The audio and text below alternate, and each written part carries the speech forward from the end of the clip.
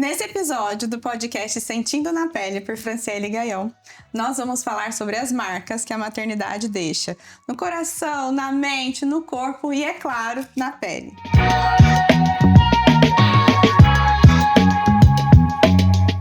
E para essa roda de conversa, eu convidei 3 amigas super especiais, nossas pacientes maravilhosas, mulheres incríveis com uma trajetória única na maternidade, todas com histórias que emocionam, surpreendem e inspiram. Doutora Daniele Monteiro, mãe de 5 filhos, Stefânia Pascoaloto, mãe de 3, e a Bruna Sandrin, mãe de 2, e eu, mãe do Léo, por enquanto, mas espero ter mais. Antes da gente mergulhar nesse bate-papo delicioso, eu queria que vocês definissem assim, a maternidade de uma forma muito simples, em uma frase ou uma palavra curtinha. O que você acha, Bru? Eu acho que a maternidade é uma dádiva divina. A gente renasce. Bem assim. Eu acho que maternidade é dedicação e cuidado. Verdade. Eu acho que maternidade é um presente. É uma escolha diária. É um presente mesmo. E assim, pra mim é um sonho. Então todo mundo sonha alguma coisa, eu sempre sonhei em ser mãe. E não pode chorar. Mas já... aquela chorando, meu Deus, é só começar a falar. Não começou. Já começa, Eu tava até lembrando os meninos que a gente fez a primeira gravação que eu fiz com o pessoal da Casa Maker que tá gravando pra gente, foi lá na Ocasium, há 2 anos, que a gente fez uma campanha de Dia das Mães mesmo, e a Anne me chamou pra falar sobre maternidade. O Léo tinha 1 ano e pouquinho, eu já tava querendo engravidar de novo, e nossa, ela falou, Frami, vem aqui pra você falar seu testemunho, porque todo mundo sabe que eu demorei muito tempo pra engravidar, demorei pra conseguir, né, ser mãe, e sempre foi um sonho. E quando ela me chamou, eu falei, ai, amiga, será que eu vou dar conta? Mas deu tudo certo. Chorei um monte, horrores, assim, mas deu tudo certo, foi lindo. Mas, apesar de toda essa beleza, a gente sabe que a maternidade é cheia de perrengue, né? Todo mundo tem algumas coisas assim que são super difíceis, ainda mais a gente nessa vida corrida que a gente tem. O que você acha que é o maior perrengue, Dani? Olha, é gerenciar toda a logística que os filhos demandam pra gente em qualquer idade, né? Porque existe uma ilusão de que eles vão crescendo e as demandas vão diminuindo. As demandas, elas somente mudam, né? Mas elas existem, elas estão presentes porque eles vão ser nossos filhos enquanto viverem. Enquanto a gente viver, a gente vai ser mãe, né? Então, de certa forma, as coisas mudam, mas gerenciar toda essa demanda ao longo do tempo e conciliar com a nossa vida pessoal, profissional, para mim hoje é o maior desafio. Para mim também, sem sombra de dúvidas, o maior desafio é o tempo, né? Demanda muito tempo e a gente, como mulher, nós temos muitas funções, né? É o trabalho, é o esposo, a maternidade. Conseguir dividir tudo, né? Os filhos, equilibrar, né? Os pratinhos. Os pais, né? A gente tem outras funções. Porque a gente também vira mãe dos pais depois que eles vão envelhecendo com o passar do tempo. Pra mim também tem aquela questão, a gente sempre pergunta, será que eu tô fazendo certo? Porque assim, eu tenho 3 e cada um tem um temperamento diferente, eu tenho que agir de uma forma diferente com cada um. E então, tentar assim, ir moldando, né? moldando. E aí eles estão em fases diferentes, por mais que são próximos. Então tem um que tá na fase da birra e a outra já tá naquela questão de questionamento. E assim, como eu vou agir? Será que eu tô fazendo certo? Será que depois a gente se pergunta, nossa, eu não precisava ter falado assim? E a gente fica se cobrando nisso também, né? Eu acho que essa isso parte também... da birra, pra mim, é bem complicado, assim, né? Eu não sei se quando eu era criança, minha mãe só me olhava, assim, eu já... E a gente eu falo que as coisas mudaram, que ela fazia, né? Na minha cabeça, que tipo, ela me olhava, ela não estava falando nada. E aí, se eu teimava muito, ela falava, vem cá pra você levar os tapas, e eu ia. Obediente. Super obediente. E hoje parece que você olha, assim, piora, aí que faz mais a birra, né? E aí o Leozinho, assim, tipo, muito bonzinho, assim, mas aquela fase dos 2, 3 anos, meu Deus, é a hora que quer fazer uma birra, tipo, não se joga no chão, mas é quase, né? E aí, aquela hora que começa a desafiar a gente. Você tem que ter aquela paciência, aí você tá lá, chegou do trabalho, o dia inteiro corrido, você tem que ter aquela paciência, né, pra lidar com essas situações E diferentes. o pulso de né? manter, né? Porque se falar não, é não, que aí se volta atrás também, depois eles mudam, né? Acabou. Acabou. E a mãe tem um coração mole, né? Aí você, ai, tadinho, vamos deixar. E depois não acaba, não resolve mais, Não. né? Daí aquilo ali se perpetua na sua vida. Mantém sempre. Pra sempre. E aí você tava falando mesmo, né, dos filhos, que você tem que sempre manter aquele cuidado e o tempo Sempre. pra cada um, porque vocês são idades super diferentes, né? Você tem filhos adultos e tem quase bebês, né? Eu tenho o mais velho tem 31, o mais novo tem 5. Então, entre essas idades, o número que você chutar aí tem uma criança. Né? E realmente, tem o que tá na faculdade, tem o que acabou de se formar, tem o que já tá trabalhando e já tá mais organizado, se organizando mais, né, já mais velho.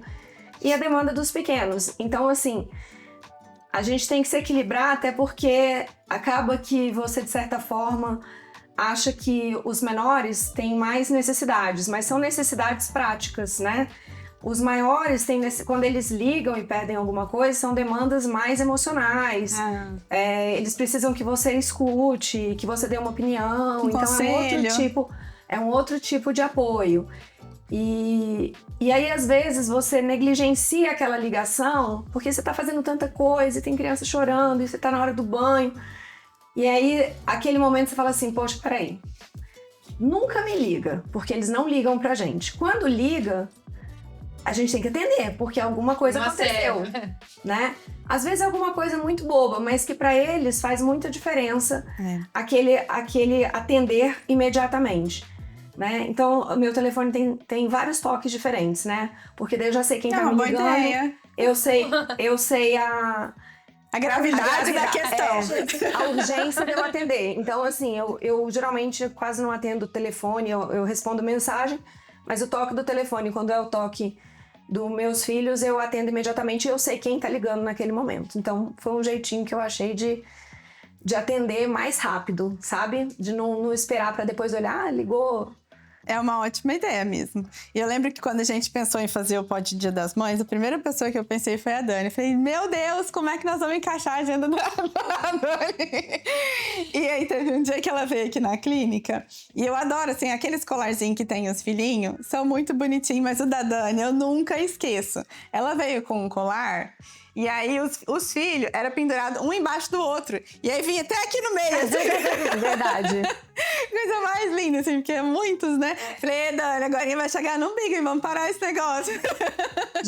Já parei, né? E, na verdade, assim, eu fui mãe porque Deus quis, né? Porque desses 5 filhos, teve um filho planejado, que é o 4º. Os demais vieram pra mim, né? Então, não teve, assim, um planejamento de falar assim, em algum momento eu vou ser mãe, né? Não existiu isso pra mim. Eu não tive vontade de ser mãe. Eu fui mãe. Aconteceu, sabe? Não teve nenhum zero planejamento. E a gente acha que a gente consegue planejar tudo na vida mesmo, né? Eu mesma achava assim, não, eu vou terminar minha faculdade, aí eu vou fazer minha pós-graduação, aí eu vou montar minha clínica, aí eu vou casar, e depois, tipo, no outro mês, eu já vou engravidar, já vou ser mãe, já parei remédio e tal. Mas, Deus que sabe, não tem jeito, né? Então, assim, demorei! Então, tipo, esses dias eu fui pensar, falei, faz 10 anos que eu tento engravidar, porque tem 10 anos que eu casei, então... Quando eu casei, eu já parei a medicação e já comecei a tentar engravidar. Então, o Leozinho demorou 6 anos pra eu conseguir engravidar. E aí, né, que todo aquele processo. Eu fiz 3 FIVs, as FIVs não deram certo. E aí, quando eu pausei um pouquinho a FIV, que entrou a pandemia, aí eu engravidei do Léo sozinha. Que eu falo que é o meu fura-fila, porque ele não tava na fila. Não tava na fila. Tinha a fila da FIV lá, que fazia as fertilizações, e o Léo veio sozinho durante a pandemia. E aí, agora eu já tô querendo mais de novo. Já tô querendo arrumar os 2 de uma vez também. Porque aí já fecha a fábrica, né? Mas eu queria saber esses perrengues de gêmeos aí. O que vocês acham mais difícil? Pra mim, eu até tava conversando antes com a Dani, né? Todo mundo me pergunta, assim, se eu preferia... Seria mais fácil pra mim ter gêmeos na primeira ou na segunda gravidez? Eu falo que seria na primeira. Porque, assim, graças a Deus, eu tenho uma rede de apoio muito boa. Minha mãe me ajuda muito, minha família. Então, eu não tive aquela... o puerpério, pra mim foi mais tranquilo passar. E quando eu tive os gêmeos na segunda gravidez, eu tinha a Helena com 2 anos e meio, então ela era muito bebê também. Verdade. Então ela sentiu muito, né? Ela abria a porta, eu tava com um, ela abria a outra porta, eu tava com o outro. Então, assim, ela sentiu muito. Então, assim, nos momentos que eu tinha, às vezes, pra descansar, pra fazer alguma coisa, eu tinha ela, eu tinha que dar mais atenção pra ela. Então, assim, acabou sendo mais corrido, né? A gente. Mas, assim, é maravilhoso. Eu falo, né? Eu e a Dani, a gente trocando figurinhas de gêmeos. É muito difícil, assim, todo mundo fala assim, mas é como se tivesse 2 filhos, é diferente. Não é. Os gêmeos é diferente, sabe? Eles não dormem no mesmo horário, eles não acordavam no mesmo horário, então a gente tinha uma rotina noturna muito intensa, e aí depois durante o dia. Mas assim, é maravilhoso ver o carinho que eles têm um com o outro, a ligação que eles têm um com o outro, é gratificante demais também. E é bom que você já tinha a experiência da primeira gestação, conseguiu tocar com mais facilidade. E com gêmeos, eu acho que deixou eu mais tranquila até, assim, né? Eu tive que colocar uma rotina um pouco mais rígida ali com os gêmeos, porque eu tinha a Helena, tinha o trabalho, eu voltei a trabalhar também, então eles tinham uma rotina e eu também precisei de mais ajuda. Então isso, assim, eu fui levando de uma forma mais tranquila, assim, eu não conseguia comandar tudo, sabe? Então isso foi bom, assim, a gente consegue, né, demandar mais ajuda dos outros. E é muito bom a gente aceitar isso, né? Que a gente não dá conta de fazer tudo sozinho, ninguém é Mulher Maravilha, a gente precisa de ajuda mesmo pra conseguir organizar as coisas. Os seus, apesar de não serem gêmeos, idades muito parecidas São também, próximos, né, Bru? né? Eu vivi realidades diferentes, né? Como você, passei pelo processo de FIV, né? Tive 4 FIVs que não deram certo. E aí, com o auxílio do médico, do meu esposo, sempre me apoiando, nós partimos para o processo de adoção. E é bem diferente. A gente recebeu uma criança num determinado momento da vida e você planejar 9 meses e saber que uma hora vai nascer, né? Porque vai nascer, se vai nascer de 8, de 7, enfim, vai nascer. E a adoção não, né? Você não tá preparado para o momento. Você sabe que vai acontecer, mas você não tem noção do momento. E demora, né? É um processo demorado. É um processo demorado, né? E também exige muito psicológico, né? Enfim.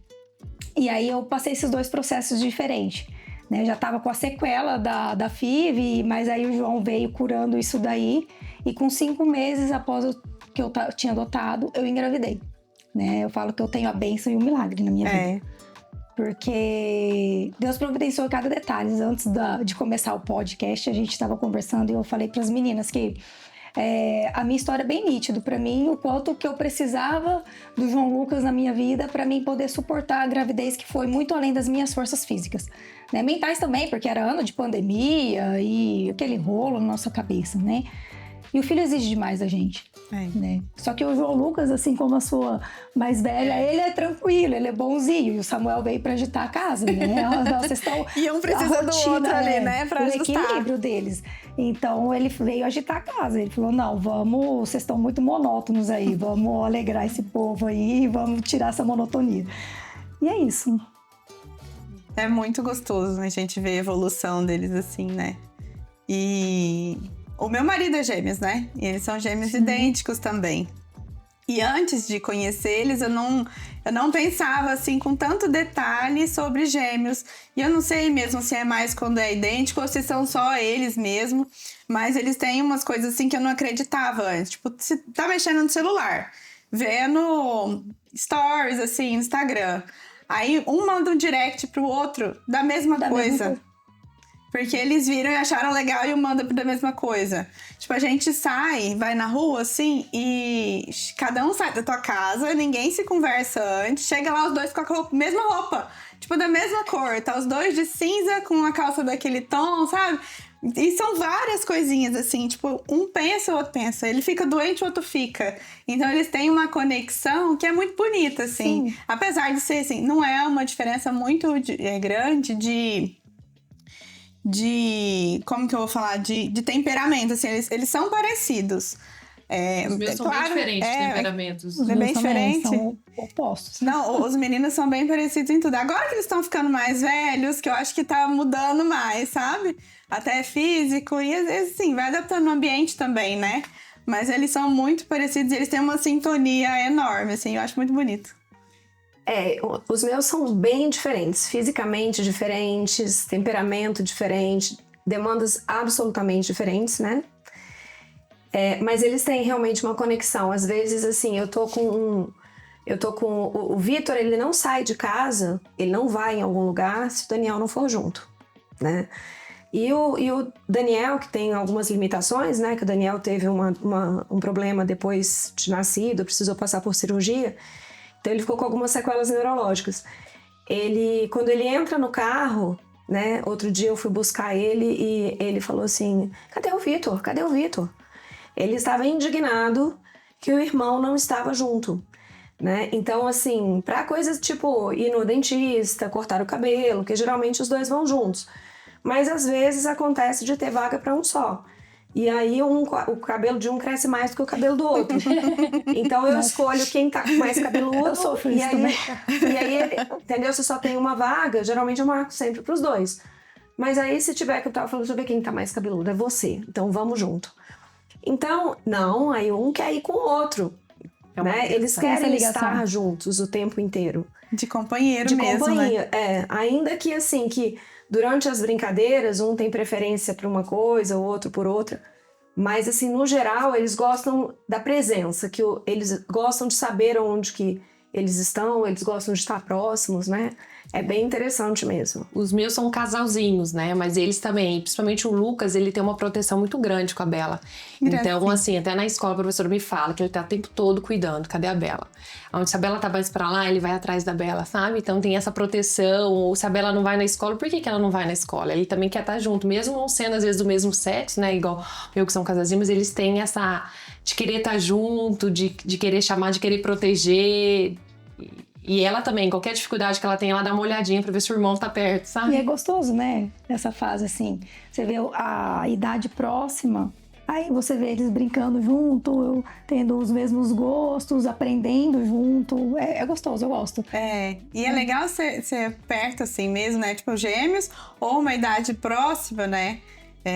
Eu e minha irmã, a gente tem quase 5 anos de diferença. E eu aproveitei muito, eu queria ter tido mais irmãos. Eu acho que por isso que eu gosto de família grande. Porque apesar de amar muito a minha irmã, eu queria ter mais. Eu acho que é legal ter irmão, né? Eu gosto, assim. Tipo, eu quero dar irmãos pro Léo, porque eu gosto demais de ter irmã. Eu acho ela muito importante. Eu acho a minha irmã muito importante na minha vida. Eu tava falando com ela ontem. Eu vejo os meninos, eu acho muito importante. Ela mora em Cuiabá. E aí a gente tava conversando ontem. Ele, Céu, se a gente morasse perto ia ser tão diferente. Agora me chama de Céu. Se a gente morasse perto ia ser tão diferente, né? Falei, realmente. Tipo, acho que faz muita falta estar perto dos irmãos e ela é muito importante pra mim.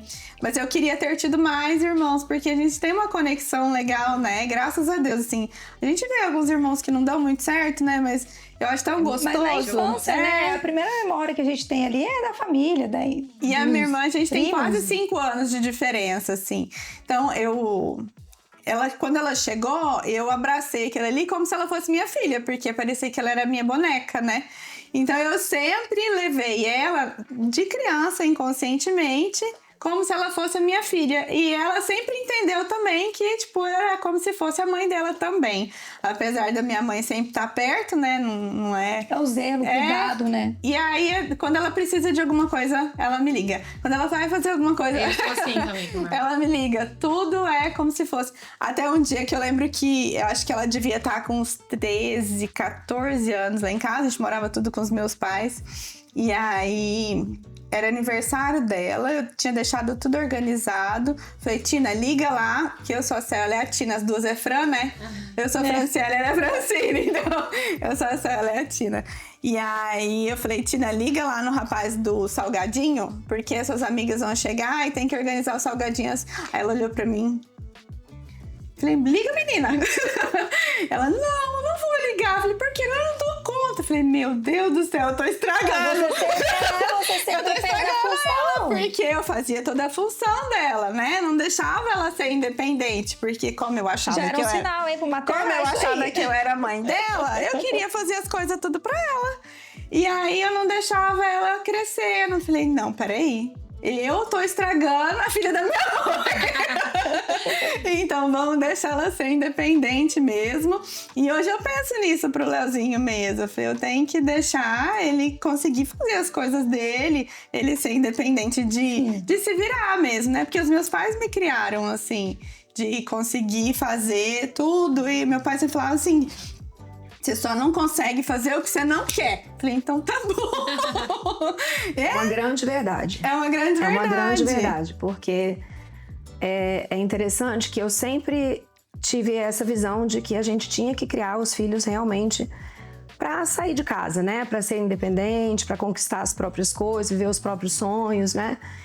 Então, como eu fui mãe em duas situações muito diferentes na vida, em dois momentos bem diferentes, que eu fui mãe adolescente, depois eu fui mãe com 45 anos, né? Então, assim, mesmo assim, com pouquíssimas coisas eu não mudei. E, assim, a minha função é tornar esses filhos independentes, serem capazes, né, de tomar as próprias decisões, fazer as escolhas da vida, ainda que aquelas escolhas não sejam as que eu tomaria ou que eu gostaria que eles tomassem, né, assim, de decisão.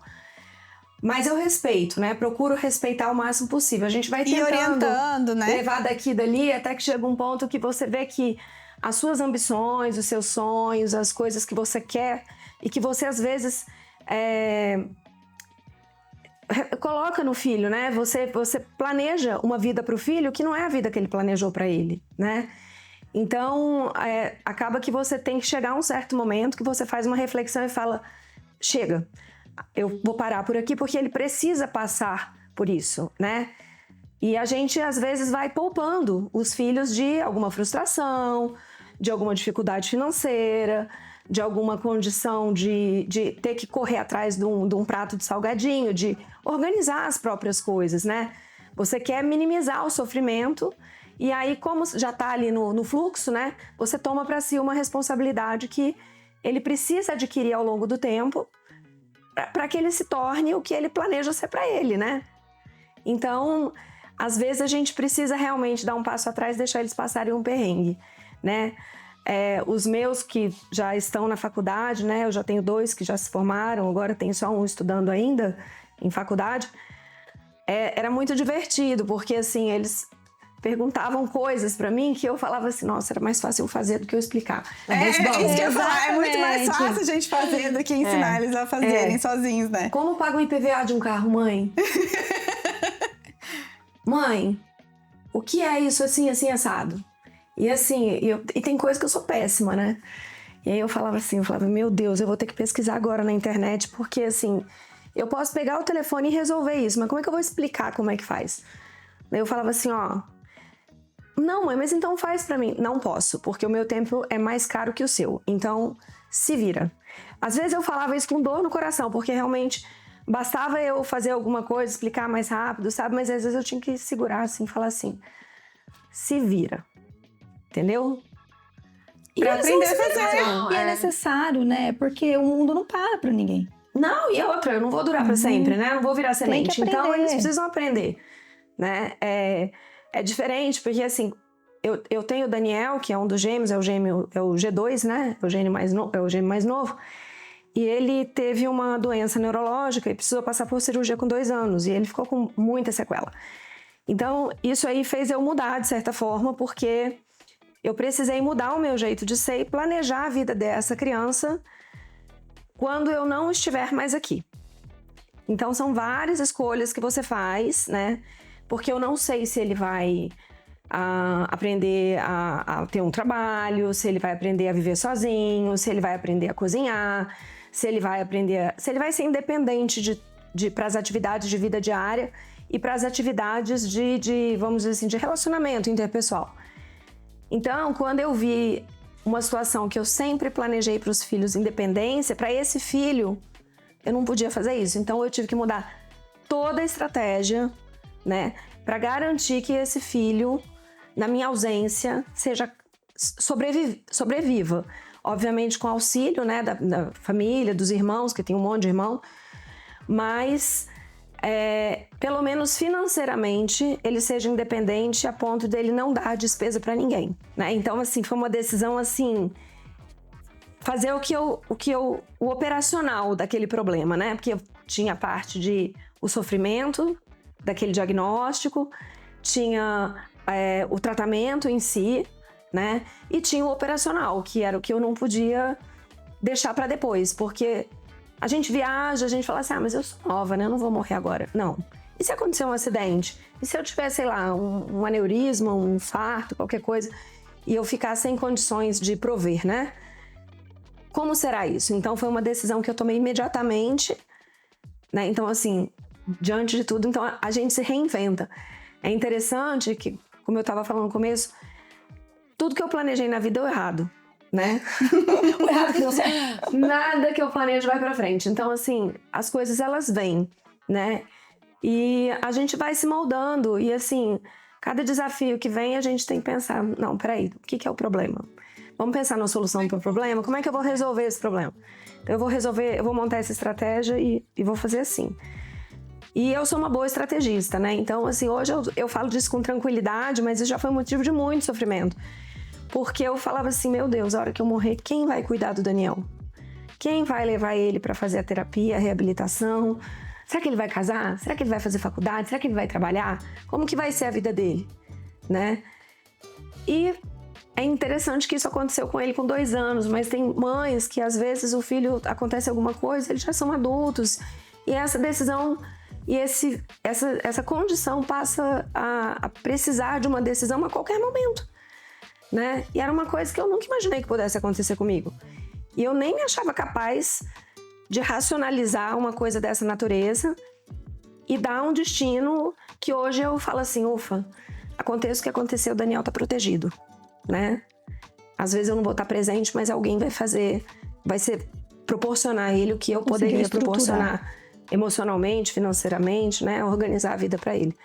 Então, a gente vai se tornando mais forte. E né? Deus é tão perfeito que já colocou ele numa fase da sua vida que você já sabia lidar com os filhos anteriores, já tinha passado por todas as fases e ainda mandou ele junto com outro irmão para poder cuidar e ajudar.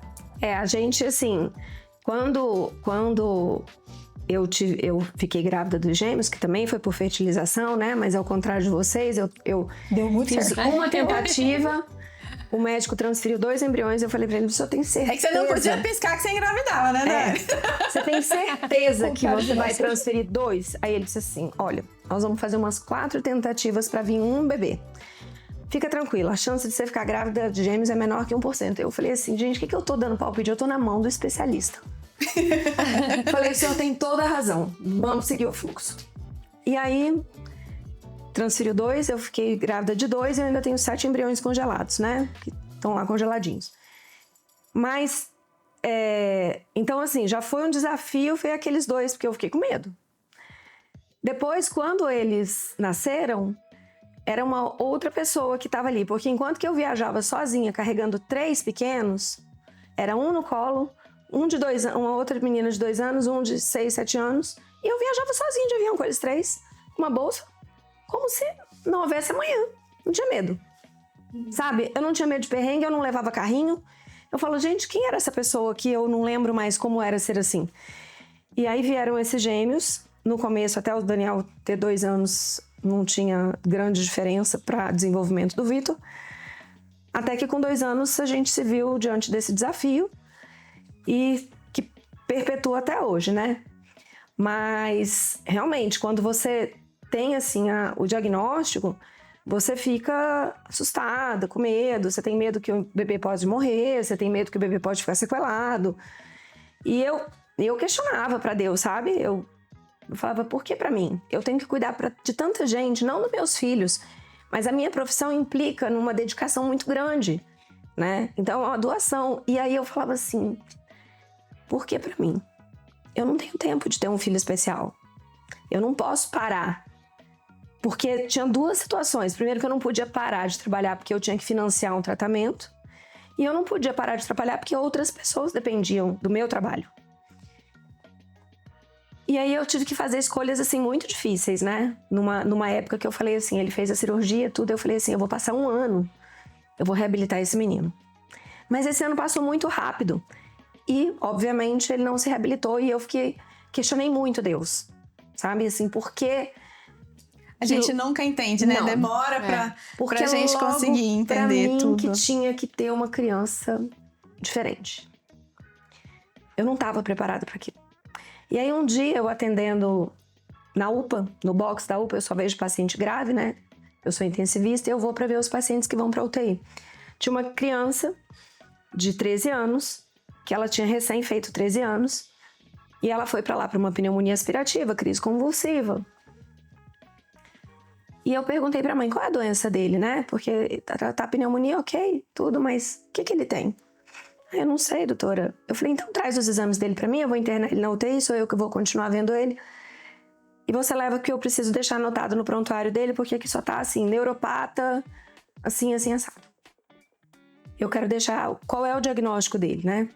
E era uma criança que tinha traqueostomia, tinha gastrostomia, ela não falava direito, ela não caminhava, ela tinha crises convulsivas, ela tinha atrofia, assim, das mãozinhas e tudo. Com 13 anos era pequeno. E, assim, no dia seguinte, essa mãe me trouxe todos os exames, ressonância, tudo. E quando eu abri o exame, essa criança tinha a mesma doença do meu filho. E aquilo foi um tapa na minha cara. Porque o meu filho fala, o meu filho anda. Se eu não te disser que ele tem uma doença neurológica, ninguém percebe, a não ser quando ele vai se comunicar, porque ele tem dificuldade. Ele nunca teve uma crise convulsiva, nunca ficou doente. Eu nem me queixo de deixar de fazer alguma coisa porque as crianças estão doentes, porque eles não ficam doentes.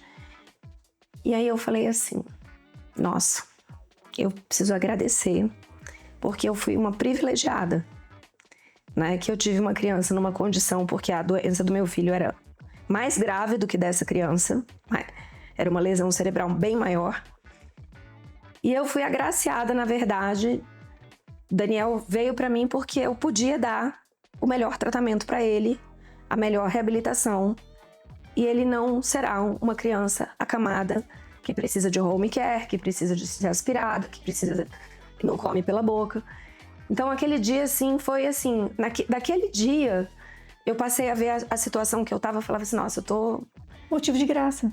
Exatamente, eu tô choramingando à toa, né? Eu tô fazendo uma tempestade num copo d'água de uma coisa que eu sou capaz de resolver.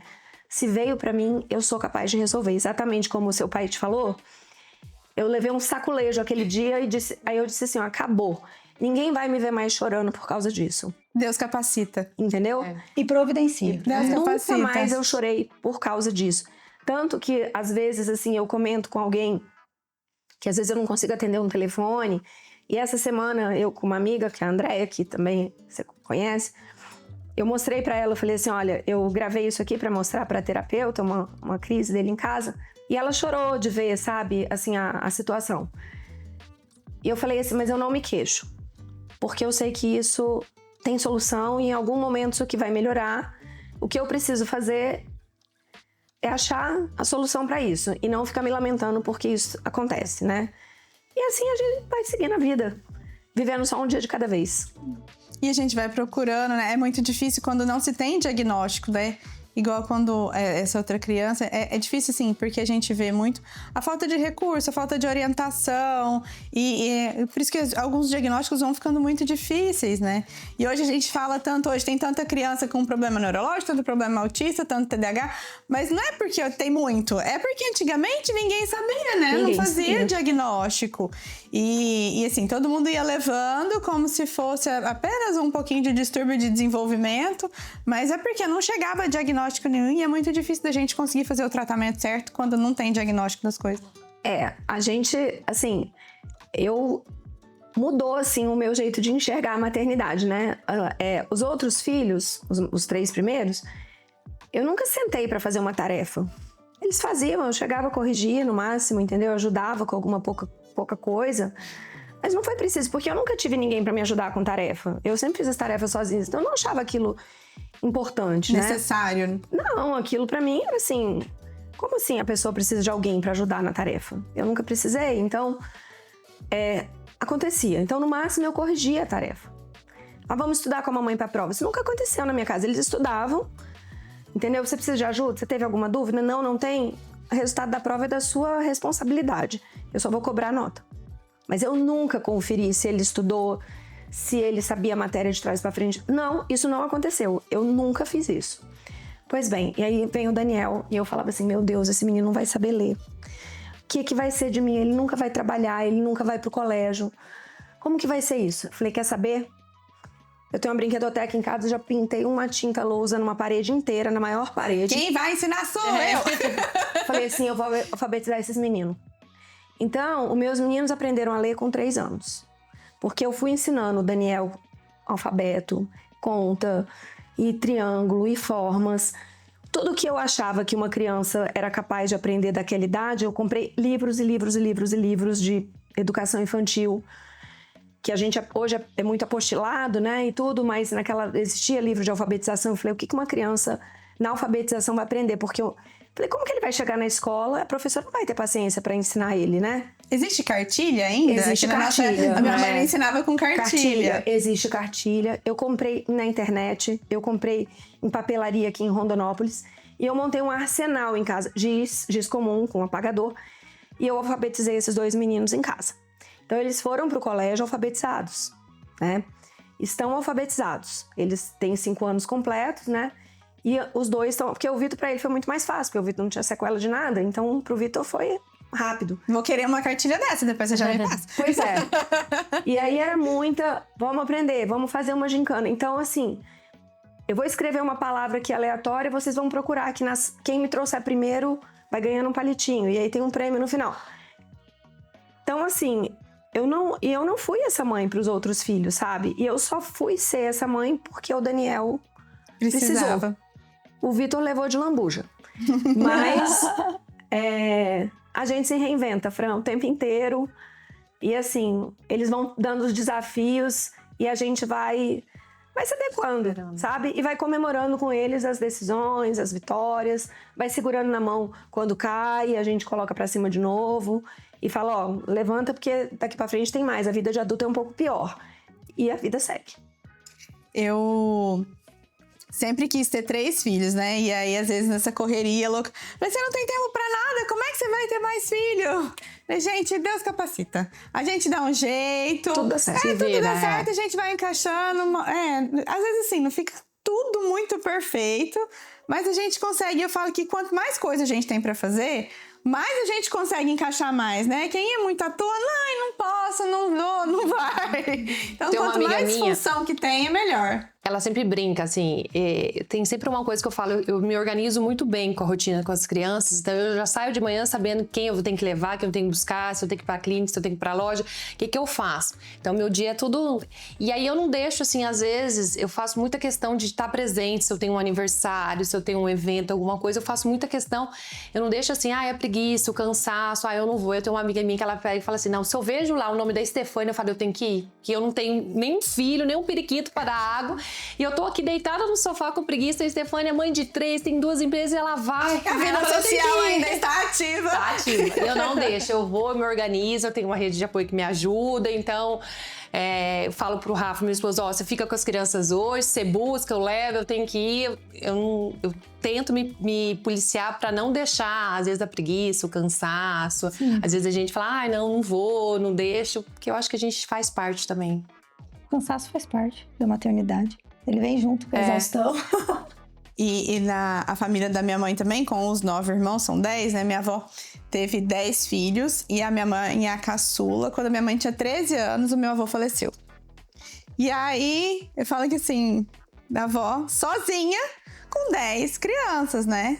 Ainda bem que assim, alguns já estavam ficando mais adultos, porque a mãe é a caçulinha, a rapinha do tacho, né? E ainda tinha os primos agregados lá, tudo assim. E deu conta. Então, né? Então deu conta. E dá conta. Dá um jeito de encaixar as coisas e dá certo. A gente vai encaminhando tudo.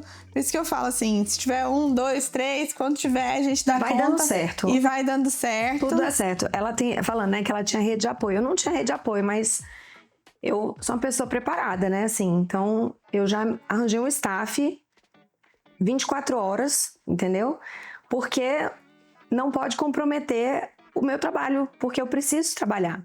Então, eu tenho babá 24 horas por dia, mas eu levo na escola, eu busco da escola, eu levo na terapia, eu levo na fisioterapia. eu participo de todos os eventos da escola e eu tenho que desmarcar as coisas. E assim, eu não tenho agenda, né? Eu trabalho de segunda a segunda. Eu trabalho no feriado, eu trabalho no domingo, eu trabalho de noite, de madrugada. O meu trabalho, a minha especialidade, não tem um horário pré-determinado que eu fecho a agenda e falo, ó, hoje eu não vou. Não, então assim, a escola marca um compromisso, uma reunião 10h30 da manhã, eu saio de casa às 5 horas. Para poder conseguir ver todos os pacientes. Adiantar tudo antes para conseguir na reunião. UTI, eu vejo todos os pacientes na UTI, faço todas as coisas, organizo. Se tiver alguma reunião naquele período daí, sim, eu mudo a data, mas eu me organizo, né? E a gente vai se organizando, a coisa vai acontecendo. Quem tem rede de apoio, não tem é ótimo. Quem não tem, constrói. A gente constrói essa rede de apoio. Então, assim, tem gente que pergunta assim, como é que foi fazer a faculdade com um bebê? Porque eu tive filho, adolescente, eu entrei na faculdade e tinha um filho, né? Eu falei assim, eu não sei como seria se não fosse assim, eu só sei desse jeito, né? Então, assim, foi difícil? Não sei, foi do jeito que tinha que ser, porque foi mais difícil que para os outros, eu não sei, eu não tive a experiência de ter um período da faculdade sem o filho.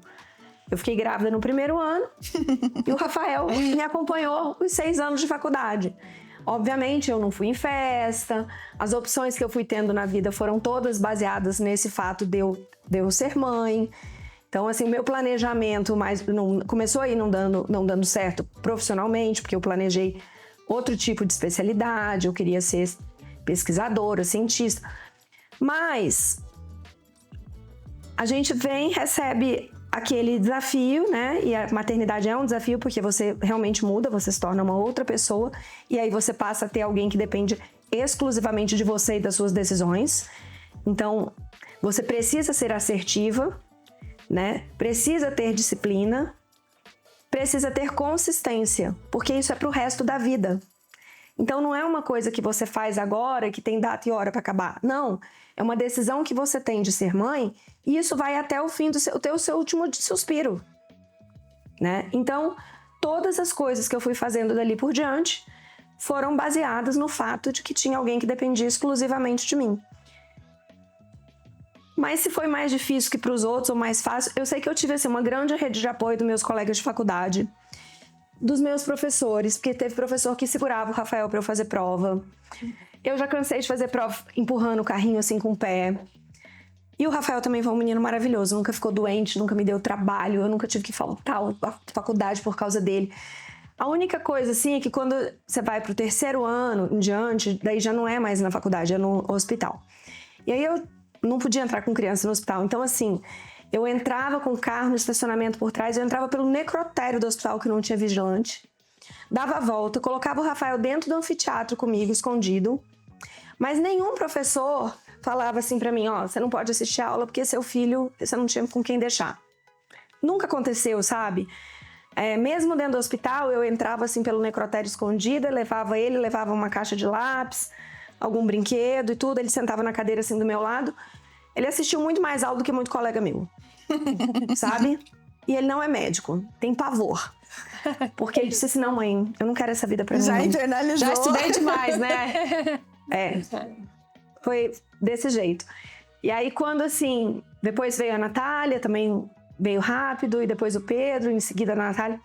E aí um dia o Rafael ia brincar na casa de algum colega, e aí eu perguntei assim pra ele, mas a mãe dele sabe que vocês combinaram isso? Eu vou ligar pra ela pra saber se ela vai estar lá, se não vai atrapalhar, né? Ele falou assim, não mãe, a mãe dele é mãe. Nossa, aquilo ali assim, me deu assim, falei, ué, como assim a mãe dele é mãe? Tipo assim, foi a maneira com que ele falou que... Porque assim, eu só podia receber as crianças em casa, quando ele queria levar algum colega, quando eu estava em casa. Porque eu sempre fui muito preocupada, casa com piscina, eu ficava assim... Eu sou, assim, muito... Realmente, eu não sou uma mãe carinhosa, assim, de ficar fazendo... Mas eu sou muito preocupada com o dia a dia, com segurança, com alimentação, essas coisas. E daí eu falava assim, não, eu não posso hoje, não pode vir, Rafael, hoje não dá certo, porque hoje a mãe não tá em casa, a mãe trabalha. E aí esse dia ele disse assim pra mim, não, a mãe dele, ela é sua mãe. Eu fiquei pensando assim, eu falei, pois é, mas o que tem? Não tem jeito de eu mudar, então tá bom, então eu vou ligar pra ela e você vai lá hoje, beleza. Mas isso é o legal da maternidade. quem escolhe ser sua mãe tem uma função importante, porque são normalmente de as pessoas muita que vão escolher os importância. nossos filhos. Sim. Quem escolhe trabalhar e ser mãe, legal, ótimo. Eu acho que isso é importante na maternidade. A gente respeitar a história escolha, e a vida de cada um. Escolha. Porque muitas vezes a gente é taxada, a gente é julgada. E a gente mesmo não se julgar, né? Porque muitas vezes a gente fica pensando, falei, nossa, eu tô trabalhando. pensar, Ou então, se eu não estiver trabalhando, aí eu tô em casa pensando, nossa, mas eu tenho que trabalhar. Tipo, a gente não tem que nada. A gente tem que ver o que é melhor pra gente e pra nossa família e ir Exatamente, adaptando. de acordo com a realidade, era a sua realidade. Eu admiro muito, assim, uma mulher que se dedica, assim, à maternidade, sabe? A minha irmã, por exemplo, é uma mãe... Eu falo com ela, ela gostaria de ter muitos filhos, não pôde ter muitos filhos. E eu falo, não precisa, Thaís, porque eu tive os filhos pra você, é uma maternidade compartilhada. Você me ajuda a cuidar? Entendeu? Tanto que na pandemia tinha aquela restrição toda e eu precisava trabalhar. Foi a época que eu mais trabalhei na minha vida, porque eu sou intensivista, eu trabalho em UTI, então a UTI lotada. Não tinha como eu ficar em casa. Que foi quando seus filhos nasceram. Que foi quando meus filhos nasceram. Que loucura. E aí, a Thaís me ajudou, assim, muito, porque ela ficava com as crianças pra mim. Porque às vezes, por exemplo, a pessoa que ia ficar com as crianças pegava Covid. Aí eu falava, ai, Senhor, o que vai ser de mim esses dias, né, que eu preciso trabalhar?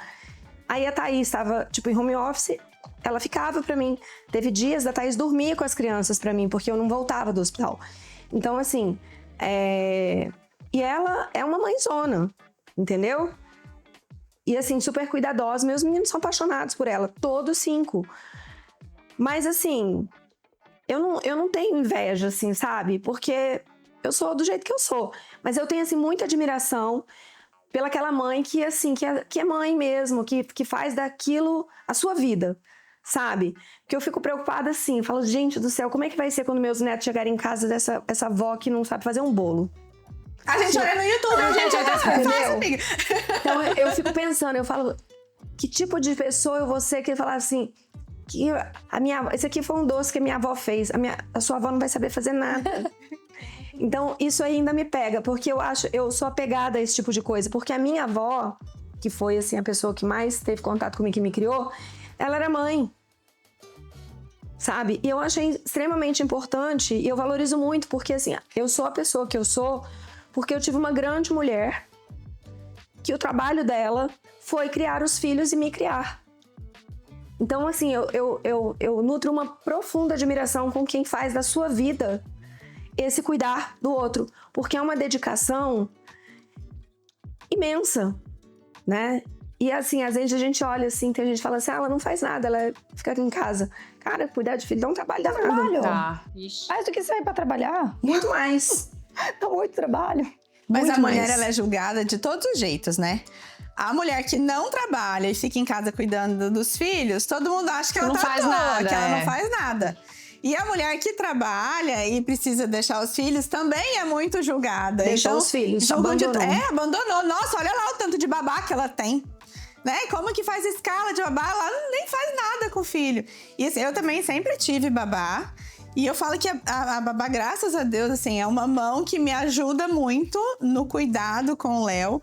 Mas o criar o filho é muito mais do que esse isso, cuidado assim, só, né? E a função da criança que dá trabalho pra gente. Então, assim, acordar de noite se precisar, não tem problema. E ensinar as coisas. Eu também amo fazer tudo com meu filho, mas a função da criança, se a gente não tiver uma rede de apoio, ou uma babá, ou estiver o tempo inteiro direcionado para aquilo, é muito difícil da gente conseguir conciliar tudo, né? Nossa, eu lembro quando o Léo nasceu, a minha mãe falou assim, minha filha, eu me organizei pra ficar 20 dias na sua casa. Falei, mãe, o menino nasceu dá 10 dias, você vai embora, mãe. Não precisa morar aqui em casa 20 dias. Não, que eu dou conta e tal. E aí, mas ela se organizou e veio. E a minha mãe, assim, ela é muito prática. O que precisar, ela organiza rápido. É igual a Dani falou, assim, tipo, a mãe não tem aquele todo carinho, aquele dengo. Meu pai que é mais dengoso lá em casa. Mas a minha mãe faz tudo o que eu precisar muito rápido e é agilizada. E aí, a minha irmã me ajudava mais nesse delicadeza do neném. E a minha mãe corre de paninho. Por que neném tem tanto paninho, né? É tanto paninho que a gente arruma, tanta coisa. E a mãe ficava o dia inteiro me ajudando. E às vezes, naqueles primeiros dias, assim, que guri não para de chorar, né? E eu, primeira viagem ainda, e balançar o neném, e vai pra lá e vai pra cá, e o neném não para. O Renato pegava também, não para. Dava uns 15 minutos. Na hora que ela abria a porta, pegava o neném, ele parava. Parecia que tinha desligado um botão, assim. Aí deu 15 dias, eu não deixei ela embora. Deu 15 dias, eu não deixei ela embora. A mãe ficou 40 dias lá em casa. Falei, mãe, você vai embora. Eu, ai, minha filha agora já deu, agora eu tenho que ir pra minha casa. Quando a Helena nasceu, eu tava morando com a minha mãe, o apartamento não tava pronto, então eu fiquei um mês na casa dos meus pais, né? E aí, quando deu um mês da Helena, que a gente foi pra casa, eu me lembro até hoje, eu despedi da minha mãe chorando, um choro, assim. Aí o Rafael falou, mas amor, nós vamos pra esquina. Eu ia morar na esquina da minha mãe. Aí eu falei, mas mesmo assim, não sei o quê. E aí eu fui pra casa, era época de exposição, minha mãe tinha ido na exposição com a minha irmã. E aí cheguei em casa, passou um pouco, a Helena sempre foi muito boazinha, ela desembestou a chorar. E ela não parava de chorar. E eu falava, Rafael, liga pra minha mãe. Rafael, calma, liga pra minha mãe. E eu lá, nada, liguei pra minha mãe lá na exposição. Ela, o que foi? Eu falei, mãe, não sei o que aconteceu com a Helena tá chorando, aconteceu alguma coisa. Acho que deu 5 minutos nisso, minha mãe tava na minha casa. Minha mãe pegou a Helena, virou a Helena dormiu. Eu falei, viu? Aí só precisava da minha mãe. Aí, Rafael, na verdade, amor, eu acho que era você que tava nervosa, que deixou muito sua mãe. isso. Mas ela tá na esquina. E aí eu fui me acostumando, mas eu sou muito ligada com a minha mãe. Então, assim, eu acho que, né, eu fiquei um mês na casa dela, com ela o tempo todo, me ajudando. E quando eu fui pra casa, eu acho que eu fiquei nervosa e a Helena deve ter sentido. Mas ela pegou, a Helena dormiu. Eu falei, pronto. É bem desse jeito, né? Eu nunca tive... Assim, nunca ninguém ficou comigo, sabe? Quando eu tive o Rafael, eu tive ele na casa da minha mãe porque eu tava de férias, ele nasceu prematuro. Então, eu não tava esperando, nasceu com 34 semanas. Mas logo eu fui pra minha casa e... Coitado do Rafael. O Rafael foi um teste na minha vida, né? Porque eu tinha 18 anos, não sabia nada. Eu fui criada por vó, imagina, de repente eu tinha uma casa, um marido, uma funcionária, um bebê e a faculdade de medicina. Então, era assim, uma coisa assim louca, sabe? Mas foi dando certo, né? Eu tive apoio, como eu disse, dos meus colegas. Mas assim, o que eu lembro é que eu era uma pessoa destemida.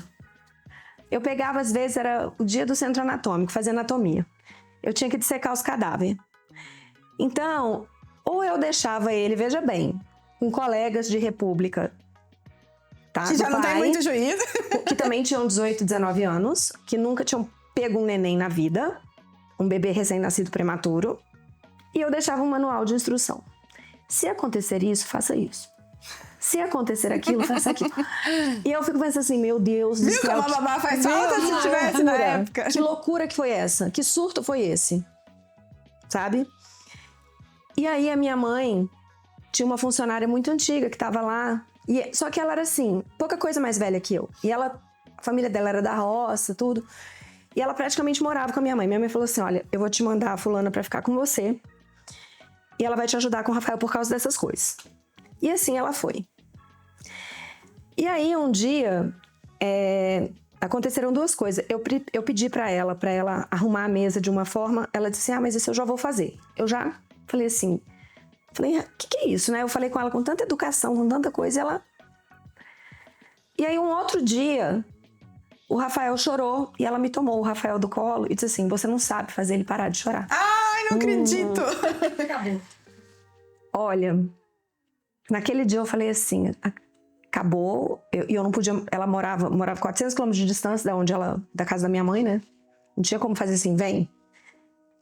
E a minha mãe também trabalhava, então não podia vir. A minha avó morava muito mais longe que isso, então eu tava de fato sozinha. Eu falei assim, eu vou esperar até o final de semana. No final de semana eu vou pra casa da minha mãe e eu levo ela. Chegou lá, ela levou só as coisas dela pro final de semana, foi visitar a família dela e eu fiquei na hora dela voltar pra casa. Ela falou assim, eu vim. Eu falei, não, você não vai voltar comigo. Olha, gente, eu tinha 18, 19 anos. Falei, deixa eu te explicar uma coisa. Na minha casa sou eu que mando. Imperiosa. Ninguém manda aqui. Você pode ser funcionário da minha mãe. Se a minha mãe quiser continuar com você, ela continua. Pra minha casa, você não volta. Dali em diante, as coisas foram acontecendo assim pra eu me tornar forte, sabe? E aí, mesmo que eu chorasse depois, assim, com a decisão que ia... Porque eu ia me precisava arrepender de uma sofrimento, ajuda. porque daí eu dispensei a pessoa que me ajudava, eu não voltava atrás. Porque eu matutei, assim, até o dia de eu ir visitar minha mãe, pra eu saber o que eu ia fazer, sabe? Eu falei, não, eu vou me virar sozinha com esse menino, entendeu? Eu vou dar um jeito, mas vai ter um jeito. Daí eu fui. E aí deu um jeito. Depois eu arrumei outra pessoa, eu fui arrumando ajudante, o Rafael, um ano eu coloquei ele numa escolinha e as coisas foram se organizando. Mas a gente, naquela época, isso em 1994, não existia tanto julgamento que tem hoje, que é o que a gente estava falando. Não existia rede social, a gente tomava as decisões, essas decisões elas ficavam no âmbito familiar, né, no âmbito do seu domicílio, então as pessoas não tinham... Era menos julgamento. Era muito menos julgamento. E a gente também se importava menos com o julgamento, porque às vezes alguém vinha em casa e falava, é bom isso pra cólica, é bom... Se você faz isso, se não fizesse, quem ia ficar sabendo? Se deu certo, se não deu. Não tinha essa exposição da vida pessoal, da vida privada como tem hoje. Então eu nunca me importei. E quando eu fui ser mãe novamente, agora, em 2020, 2019, 2020, né, que eles nasceram no final de 2019, era uma exposição, assim, absurda em Instagram. Todo mundo sabe da sua vida, o que você faz. Exatamente. Todo mundo se vê no direito de opinar. E a gente se sente na obrigação de responder aquela opinião. Então, assim, eu cansei de conversar com colegas, assim, médicas, às vezes outra colega que não é médico, mas que trabalha também, ou que não trabalha, a respeito de amamentar, não amamentar, cesárea, parto normal. Cada um faz a escolha que quer, entendeu? O que eu acho que, assim, a gente, enquanto mãe, a gente tá fazendo o nosso melhor. Ainda que aquele melhor seja errado, naquele momento, o que eu julguei ser o mais correto. Então, eu não me cobro, tá? E digo, porque eu tenho filhos adultos, que às vezes eles falam assim, a minha mãe nunca fez isso pra mim. Eu falo, esse campo de negociação e de resolução já esgotou. Porque o que eu podia te ensinar, eu já te ensinei. Se eu falhei, psicólogo tá aí pra isso. Porque se não fosse as mães traumatizando as crianças, o que seria da vida dos psicólogos? Entendeu? Mas tem hora que a gente fala assim de mãe traumatizando as crianças, e eu acho que isso assim é muito mãe de menina, né? Porque eu vejo que as mães fazem com a gente, mas às vezes não faz com os homens, né? Da mãe direcionando, assim, faz isso, faz aquilo, faz aquilo outro. E às vezes, quando a gente vê uma pessoa fazendo alguma coisa errada, tipo, nossa, aquela roupa daquela menina, não tem uma mãe pra falar pra ela que o negócio não tá bom. Porque a mãe da gente fala, minha mãe chega aqui e fala, você não escovou seu cabelo? Falei, ai mãe, eu quero usar molhar. Não, se apruma, encaixa essa barriga, levanta esse peito. Porque a mãe vai falando pra gente, né? E eu acho que com a mulher é muito mais, assim. A mãe se vê naquele reflexo ali e quer fazer uma versão melhorada. Então a mãe pega no pé da gente mesmo. Eu vejo muito da minha mãe, assim, em situações da minha vida hoje, né? A minha mãe, ela é muito dengosa, né? Então eu sempre tive minha mãe assim, ela é meu apoio, mas o meu pai, ele sempre me deu a estrutura para mim seguir. Então, eles são uns avós maravilhosos, só que eu não tive essa ajuda total também. Eu cheguei com o Samuel, né? Tinha nascido, e aí eles também não se prepararam, né? Não se prepararam. O João chegou primeiro, né? Ninguém estava preparado. E aí, até então, ela não tá operada, ela não precisa ali de ajuda o tempo inteiro. Legal, não precisava de ajuda o tempo inteiro. Então, dá conta aí.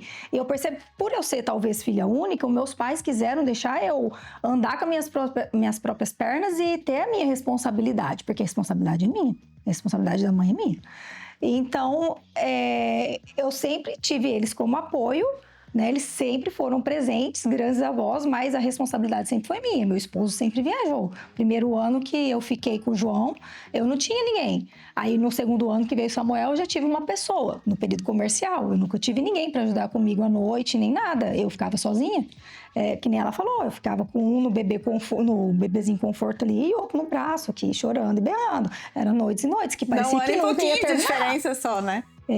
Então assim, cada um tem uma realidade. Mas eu sabia que a qualquer momento, se eu ligasse pro meu pai ou pra minha mãe, eles estavam ali prontos. E é muito bom E isso. é muito bom isso. Esse Dá uma sentimento, segurança, né? E eles né? também trabalhavam muito, né? A rotina deles era de domingo a domingo, então eu também me sentia naquela obrigação, poxa, como, né? Tenho que dar conta, eu tenho que dar conta. Eles não deram conta, né? Então eu tenho que dar conta. Os seus pais, eles tentaram ter mais filhos e teve dificuldade ou eles só A minha quiseram ter mãe você demorou mesmo? pra engravidar de mim. Aham. E aí depois ela não foi, tentou mais e foi passando o tempo e ficou só eu. Eu sempre tive muita dificuldade para engravidar.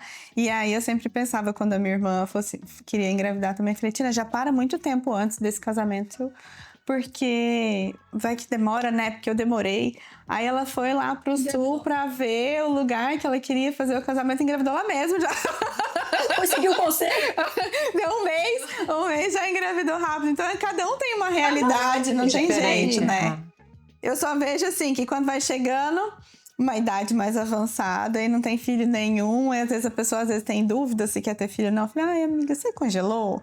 Porque deixa pra decidir depois, mas vai lá congelar, vai lá congelar os ossos, porque a mulher é cruel, né? e assim, quando você não tem filho porque você não quer, é uma coisa. Mas quando você não tem filho porque você não pode, é um peso deve ser diferente. E assim, às vezes eu não quero hoje. Sim. Mas aí depois eu quero. Mas aí já passou o tempo, né? O reloginho já foi. Apesar que hoje a gente vê aí, né? Hoje a gente consegue estender por muito tempo Muito ainda, tempo, né? Hoje em dia é difícil você não... Por opção, né? Porque tem muito jeito de ter filho. Mas realmente é uma decisão acertada. Principalmente para aquelas que têm uma vida profissional ou que por algum motivo...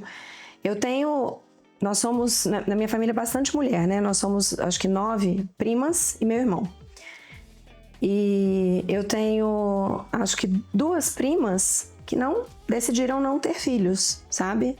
E ok também, e ok né? também, sabe? Assim, eu acho que é decisão. É escolha, né? É escolha, né? Agora, uma coisa que você falou que seu marido não ficava, eu não tinha, às vezes, igual com gêmeos, né? O meu marido foi um paizão, porque ele tem a amígdala cerebral, né? A gente assistiu, assim, O Mundo dos Bebês, um documentário. E aí, né, ele já tinha 2 meninos, eu tinha 3, então nós tínhamos já 5 filhos e resolvemos ter mais um, e aí vieram gêmeos. E aí, É um total de 7, hein, gente? 7. Então são 7, né? São 5 nascidos de mim e 2 enteados. E aí, o meu marido tinha amígdala cerebral, né? Que abre a amígdala e escuta a criança chorar. Aí meu marido, o monitor do meu lado, assim, né? Ele falava assim, ó, caiu a chupeta de fulano. Eu nem tinha acordado, eu nem escutei a criança. Ele, ó, fulano vai chorar. Fulano se mexeu no berço. Aí eu falava assim, rapaz, que ouvido é esse? Que tá do outro lado da cama, uma cama enorme, tá lá na mesinha de cabeceira, você tá escutando... Eu tô aqui com um negócio colado na minha frente e não tô vendo isso. E aí eu falei assim, bem, já que ele escuta mais rápido que eu... A noite é sua. Eu não vou levantar. E eu não levantava. A não ser que os dois precisavam mamar ao mesmo tempo, entendeu? E aí eu ajudava, né? Ou estava chorando demais e tudo. Mas como ele ia resolver, eu nem via. Às vezes, ele ia e voltava, dava mamar pros meninos e voltava, eu nem via. Aí, de repente, ele deitava assim do meu lado e falei, ué, o que foi? Não, eu fui dar mamar pros meninos. Eu falo, ó, você veio com a amígdala cerebral e eu vim sem, porque eu não escuto a criança chorar. E até hoje, que os meninos dormem no quarto assim, muito próximo do meu, né? Tem câmera também. Ele escuta muito mais rápido do que eu. Sabe? Eu vou escutar, mas quando eu vou escutar, eu tô naquele sono longe. Aí eu escuto, ó, tá chorando, peraí. Mas ele já fala assim, o Daniel chorou. Ou então, ó, o Vitor quer mamar. Sabe? Ele sabe a chupeta que caiu, rapaz. Como é que a pessoa sabe a chupeta que caiu? Quando o Léo nasceu, eu fiquei com medo nos primeiros 3 meses de colocar... Coisa de mãe de primeira viagem, né? De colocar no quartinho dele, coloquei no bercinho do nosso quarto. E aí o Renato não deixou colocar do meu lado também, colocou do lado dele, porque o meu sono sempre foi muito pesado. Eu sou uma pedra, se cair a casa, não cair na minha cabeça, eu não acordo. E ele falou, não, esse menino vai chorar aqui do seu lado, você não vai acordar, pode deixar que deixa aqui do meu. Aí chorava, ele já só me dava só pra quando precisava mamar. Mas depois, assim, o ouvido da mãe vai mudando também, né? A gente vai começando a escutar coisa que antes não escutava, até o sono muda. Identificar o tipo de choro, se é choro de fome, se é choro de birra, a gente já não precisa, já sabe. Já sabe, não né? precisa dormir a mesma quantidade de tempo, mas a gente vai adaptando. Acorda muito. Com os gêmeos também. E aí eles sempre dormiram juntos no mesmo quarto. Aí um chorava, a gente tem que sair correndo pra não acordar o outro. Porque senão aí era uma maratona de noite. Que aí eu falava, Rafael, tá chorando um, pega um. Aí eu corria com pra sala pra dar uma mamar pro outro, aí volta o outro da sala. Então, assim, à noite no apartamento era bem assim, que pra um não acordar o outro. Eu tinha um negócio que balançava o neném, aquele mamaru. Ah, é ótimo. Menina, porque daí eram dois, entendeu? Então um tava igual você, um tava no colo e o outro você tava banana, aí tecnologia é maravilhosa, né? Alguém teve a ideia de fazer um negócio que faz esse movimento, pra trás e pra frente. Eu falei, eu preciso adquirir um disso pra ontem. Porque o Daniel era muito chorão e ele queria ficar deliberadamente no colo. Eu falei assim, mas eu vou resolver comprar um ovo desse pra você. Então eu tinha uma Maru em casa pro Daniel e eu colocava ele. Então, assim, eu tinha 2 dispositivos. Era uma Maru, que usava durante o dia, e à noite eu tinha uma ovelha. E essa ovelha, ela tinha um dispositivo que chamava Smart Cry. A criança fazia assim, a ovelha ligava. E aí ela acendia uma luzinha vermelha e um batimento como se fosse um coraçãozinho. O coração da mãe. Nossa, aí, ó. E aí, a ovelha do Daniel, a gente não vencia trocar pilha. Porque ele chorava muito, então ele fazia... E ela ficava um certo tempo. Então, quando tinha X minutos que ele não chorava mais, ela desligava sozinha.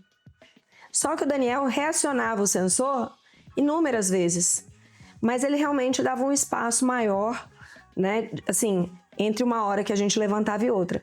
Então, assim, nisso foi maravilhoso, entendeu? Porque a tecnologia ajuda hoje em dia bastante. E vai ajudar a gente nessa criação de filhos também, né? Eu falo que, assim, a gente tem que sempre acompanhar as coisas, porque senão, quando os nossos filhos forem adultos dessa geração agora, a gente não vai conseguir acompanhar, né? Igual meu avô não acompanha a era do WhatsApp. Porque tá tudo tão evoluído. Eu tava rindo com a Leile hoje cedo, que ela me mandou um direct no Instagram, assim. Um menininho fazendo uma tarefa de casa. Ele devia ter uns 6, 7 anos. E ele tava sozinho na sala, assim, fazendo uma tarefa. Aí ele falou assim, Alexa, quanto é 50 menos 43? Aí a Alexa respondeu pra ele sussurrando, 50 menos 43 é 7. Aí ele correu lá de volta. Os guris vão ser muito ligeiros com essas coisas. Sim. Ainda mais agora com essa história de inteligência artificial, chat GPT. Então nós vamos ter que, assim, além de tudo, que a gente não tem tempo pra nada, ainda vamos ter que acompanhar toda essa fase da tecnologia, que pra eles vai ser uma coisa muito natural, muito normal. E nós vamos ter que aprender pra poder acompanhar isso também. E a gente já não tem tempo, assim, a gente tenta ir encaixando todos os pratinhos, mas querendo ou não, nós somos mulheres, nós somos esposas, nós temos casa, temos trabalho e às vezes não sobra o tempo da gente, né? E como que você organiza isso, Bruna? Qual o tempo que você separa pra você? Eu, esses dias, olhei pra minha amiga de trabalho e falei, olha, parece surreal, mas eu descanso trabalhando. E é bem verdade, né? É a hora que eu tenho, assim, o meu momento. E também, eu falo assim, na academia também, mas na academia, como eu trabalho um período, aí os outros tem que levar o menino na escola, aí tem que levar menino na natação, aí tem que levar menino em fono, aí tem que levar... E aí vai que aquele cronometrado, né? Então acaba que você nem vive tanto o momento que você precisava viver. Então, graças a Deus, hoje eu tenho finais de semana, né? Consigo organizar melhor até para viver os momentos com os meus filhos. Né? Como a gente sempre teve num batidão de trabalho intenso, né? De finais de semana. E hoje não, hoje eu já... Porque vocês trabalhavam no final de semana sábado, também, domingo, né? Feriado, enfim. Então, hoje já é mais fácil para nós isso, né? É o que eu falo, Deus vai providenciando e vai encaminhando as coisas da forma que tem que ser. Vocês conseguem tirar algum tempo pra vocês? Eu acho que na academia, eu sempre brinco com as meninas aqui. Eu falei, se querem me marcar um horário, me marca o primeiro horário da tarde, que eu deixo as crianças na escola e já vou. Porque se eu chegar em algum lugar, aí Já se aparece um monte de coisa e você não vai. Eu também só consigo parar um tempinho pra mim, aquele horário de academia mesmo. E realmente, quando eu tô trabalhando. Então, hoje eu faço, sim, 99% do meu tempo é só injetáveis, né? Eu faço muito pouca consulta hoje, é mais de um paciente, outro que já é meu mesmo. A gente praticamente já agenda os pacientes direto para fazer os procedimentos mesmo. Tanto tecnologias quanto injetáveis. Então, eu estou no manual ali o tempo inteiro. E aí, quando eu tô ali no manual, a minha cabeça descansa também, a hora que o meu cérebro relaxa. E a hora que eu tenho pra mim mesmo, é o horário que eu tô trabalhando, realmente. Porque na academia, assim, vou bem verdade. Tem que cumprir o horário. Eu vou na raiva, né? Então, tipo, não é o meu momento de relaxamento e prazer. É que precisa, né? No ódio mesmo, aquela ai, que vontade de ir embora. Isso é uma coisa que eu devo à maternidade. Ela me ensinou a gostar de academia. Sério? Olha, se tem uma inveja nessa vida que eu tenho, é a única, de quem gosta de malhar. Eu também tenho, que até hoje ainda não essa vontade não chegou pra mim. Não consigo. Nunca fiz uma academia na minha vida. Nunca. E assim, aí montou a academia lá do condomínio que eu moro, né? Falei assim, agora não vai ter como eu escapar, né? Porque antes eu dava toda sorte de desculpa. E agora ela é na rua da minha casa. Falei assim, da outra vez que eu falei que eu ia fazer, no ano passado, que eu falei assim, esse ano eu vou fazer o quê? Falei, eu vou fazer academia. Menina, aí eu falei assim, eu não vou gastar muito dinheiro não, porque eu não sei se eu vou engajar nisso. Eu vou comprar umas roupas de academia na Renner, porque eu nem tenho, tá? Eu não tenho tênis. Então, eu falei assim... Falei, vou na Renner. Na hora que eu subi o primeiro degrau, eu caí e machuquei meu braço. Falei, isso aqui é uma mensagem. Se eu estivesse em casa, deitada, vendo série, fazendo alguma coisa, eu tava aqui, ó, machuquei meu braço numa semana que eu não podia machucar. Porque ia ter uma cirurgia de um colega nosso médico, ia precisar passar um monitor de débito cardíaco e não tinha ninguém para passar por mim. Então, eu não podia machucar a mão aquela semana. E machuquei. E aí eu tive que passar o monitor morrendo de medo de não conseguir com a mão machucada. Não deixei fazer gesso, porque eu ia precisar usar, tipo, eu caí na segunda, eu ia fazer o procedimento com um colega na quinta, então eu não ia poder usar gesso, coloquei só aquela unha aqui. E só depois que depois eu fui no ortopedista. Aí o ortopedista falava assim, mas você não quer fazer uma tomografia? Porque talvez é cirúrgico. Eu falei assim, onde que eu vou fazer um negócio que vai dizer pra mim que eu preciso fazer uma cirurgia? Se eu não vou querer fazer cirurgia, eu não tô nem sentindo mais agora. nada. Entendeu? Não. Aí quando foi esse ano, eu falei assim, não deu certo com a Renner, eu vou fazer diferente, eu vou comprar lá na Track Field. Porque é caro, às vezes por conta de ser caro... Pra mim também tem que ser, eu tenho que pagar personal, tem que ser caro, porque senão eu não vou. Vou valorizar. Fui na Track Field, comprei 4 sacolas de coisa e mais um tênis, lá na Track Field. Passou 3 semanas em cima da cadeira do meu quarto na sacola. Eu nem tirei. A Natália entrava e saía de casa e falava assim, ô mãe, você não vai nem desembalar? Eu falei assim, Natália, calma. Doida pra levar embora já, né? Não, pra porque pegar essas coisas. Não cabe, né? Porque a Natália é uma tripa, então não cabia nela. Aí eu falei assim, Natália, calma que eu tô ainda... Trabalhando meu psicológico. Nesse processo, entendeu? Aí, tipo assim, deve ter uns 10 dias no domingo da semana passada que eu desembalei e guardei. Então já evoluí. Agora, o próximo passo... Já conversei com a personal. Mas ainda não consegui adaptar o horário. Porque eu igual eu falei, pra trabalhar, eu levanto 3 horas da manhã, porque eu trabalho em Primavera do Leste, eu vou toda terça-feira. Às vezes eu vou e volto, eu vou na terça, volto na quarta. Acordo 5 horas da manhã. Se for pra trabalhar, minha filha, meu cérebro já acorda e já tô pronta. Se alguém me liga do hospital de madrugada, ó, chegou um caso assim, assim, assado, eu já vou no banheiro. Se eu não tiver certeza que eu tô bem desperta pra responder o que eu preciso responder, eu desço, tomo um copo de água gelada, sento na mesa da cozinha e falo, agora vamos conversar. Faz a videochamada aí que a gente já vai começar a discutir esse caso agora. Eu acordo e assim, acordo pronta. Agora falou pra mim que eu tenho que ir pra academia. Ó Deus. Eu vou colocar de meta esse ano também. Vou separar Eu coloquei na minha agenda. Quase em maio. Eu ainda não consegui evoluir. Quase em maio. Quase e eu também não ano. consegui fazer essa minha meta. Mas eu falei que eu vou pegar um dia da semana, um horário marcado na agenda, pra fazer uma drenagem mesmo, pra dar uma relaxada. Aí sim. Aí isso Aqui com eu as também meninas preciso. na Clínica Nath faz aquele método da Amo. Renata França. E aí você tá deitada mesmo, não tem como ficar trabalhando, porque até pra fazer minha unha, eu faço Eu tô trabalhando. trabalhando. Eu também. Eu Faço respondo. trabalhando, faço fazendo reunião, a manicure participa da exatamente. reunião do advogado, do contador, do financeiro, todo mundo. E ela tá ali Meu junto. tempo é super otimizado. As pessoas até me marcam no Instagram que falam assim, nossa, porque eu tenho que estar com a unha feita. Então, eu falo assim, mas eu tenho aquele horário no salão que eu vou, faço a hidratação no cabelo, faço uma escova, faço a unha.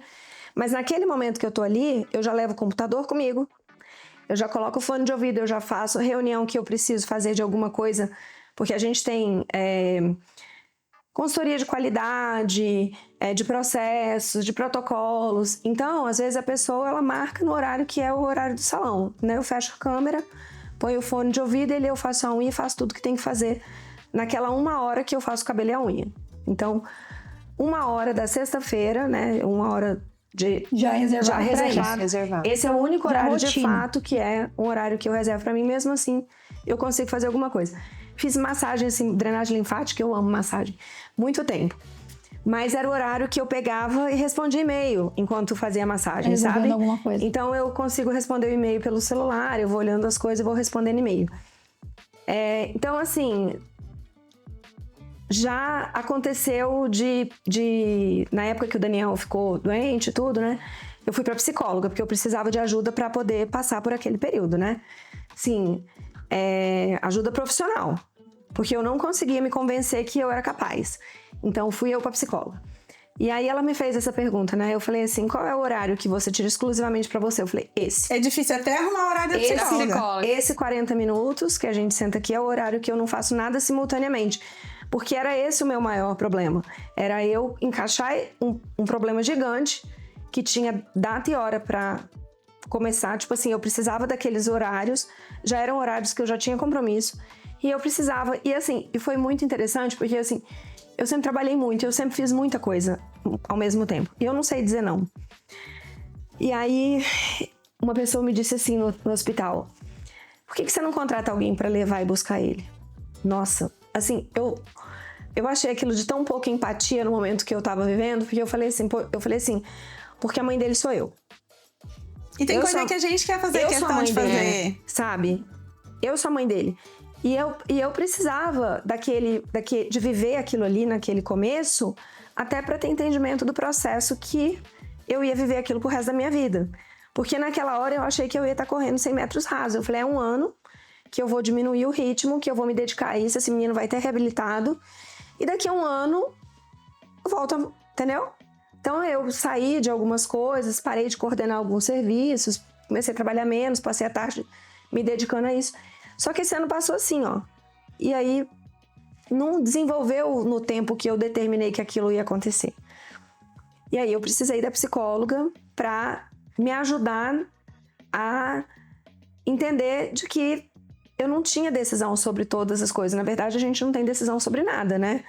Então, a gente escolhe como que vai lidar com a situação, né? eu posso lidar com aquilo sofrendo, ou eu posso começar a valorizar coisas que eu não valorizei nos outros filhos. Por exemplo, quando ele me chama de mãe, né? Quando ele fala, eu falo assim, Daniel, fala que você ama a mamãe. Aí ele fala assim, eu te amo.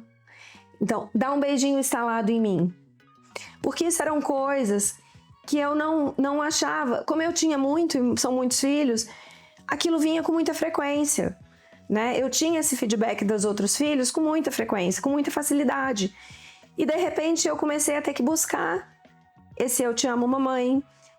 Quando ele me chamava, cadê a mamãe? Cadê a mamãe? Então, isso aí eu comecei a valorizar as pequenas conquistas. E isso fez toda a diferença, porque eu coloquei a régua lá embaixo. E aquilo ali eu comecei a realmente aproveitar, valorizar e me sentir feliz com aquelas pequenas conquistas, porque antes as conquistas eram assim, tirou uma nota boa, passou no vestibular, aprendeu a dirigir, tirou a carteira. E eram coisas que eu achava que assim, normais. Eu já tô te visualizando vó, tá? Entendeu? Vai subir nas costas da vó de cavalinho. Sabe? Vai aprender a A gente fazer vai ter bolo. que fazer um podcast Vai aprender a depois pra fazer ver bolo. como que é a Dani vó. Vai ser o agora. pudim da vó Não Dani. sei como é que vai ser, mas vai ser um pudim terceirizado. Ele vai estar lá. Quando a gente tava falando do horário, que você nunca tem horário pra vir, e a gente sempre encaixa, né? A hora que você fica livre, aí a gente vê se tá "Ô, Fran, livre.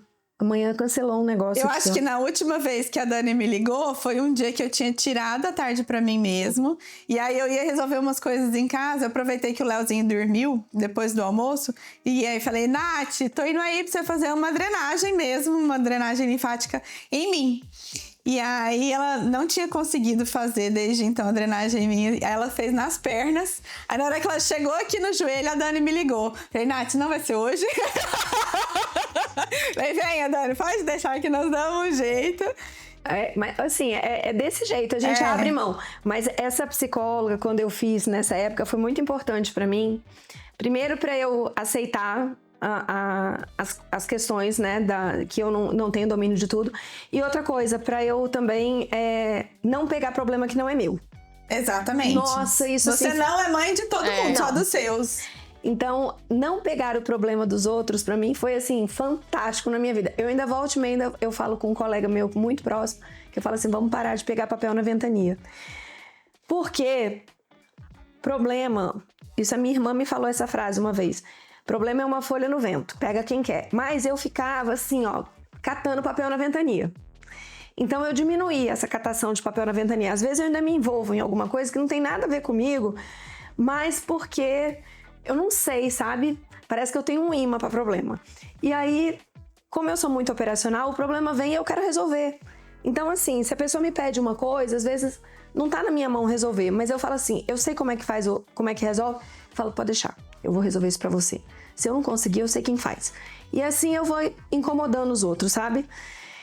Mas é importante a gente, assim, também conseguir entender que a gente nem sempre vai ser capaz de tudo, mas ter o conforto de saber que aquilo foi o melhor, sabe? E hoje eu tenho. E outra coisa, não adianta, eu falo pros mais velhos, que não adianta eles falarem assim, eu sou assim por causa da minha mãe, isso assim deu errado na minha vida por causa da minha mãe. Eu falo, nem precisa, porque eu não me sinto culpada. Eu não carrego comigo culpa. E a gente sempre tem essa culpa de mas não tá fazendo o suficiente. será que eu tô fazendo o suficiente?